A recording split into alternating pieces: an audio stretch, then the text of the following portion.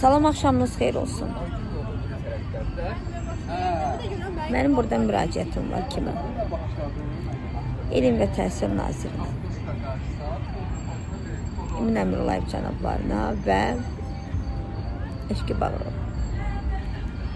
Qarşıda elan etmişsiniz ki, 17-si ay və 18-ci may 4-cü və 6-cı siniflərin monitoringi keçiriləcək. Mənim əzizlərim, nəyə lazımdır? Artıq xərcdir.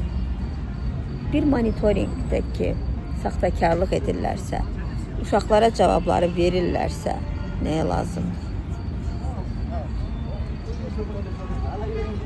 Eləcə də mən buradan, əgər keçirəcəksə, həqiqətən də düzgün keçirdim.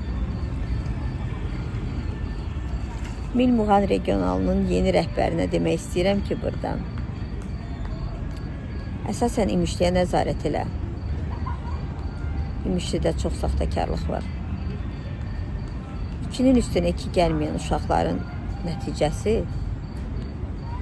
50 mini 100 minə vuran uşaqların nəticəsindən qat-qat üstün olur. İllərlə məktəbə getməyən, oxumağı, yazmağı bilməyənin nəticələri necə yüksək ola bilir? Məncə burada neysə əmma var. Keçən ildə keçirtdilər, yəni saxtakarlığa yol verirlər. Nəzarətə götürün Aranlı 1 və Aranlı 2 məktəbini.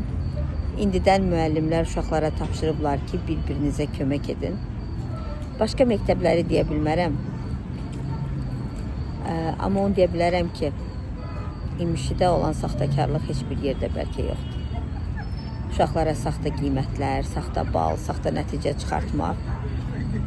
Məncə araşdırmaq lazımdır ki, bu şəraiti kim yaradır? Ehtiyac yoxdur.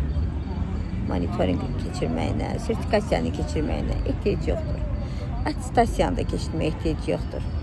Bir yerdəki pul alacaqlarsa, bir yerdəki pul olan irəli gedəcəksə, ehtiyac yoxdur.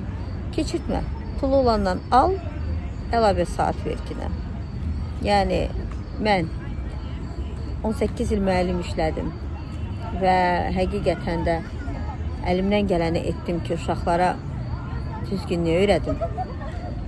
Amma sərf eləmədi bəzilərinə ki, yox, onlara sən düzgünlük öyrətsən, sabah biz çörəksiz qalarıq. Nə rüşvət verib işə düzələrlər, nə rüşvət verib bal artırarlar, heç nə. Uğurlar hər birinizə. Amma vicdan imtihanları keçirdin, xahiş edirəm.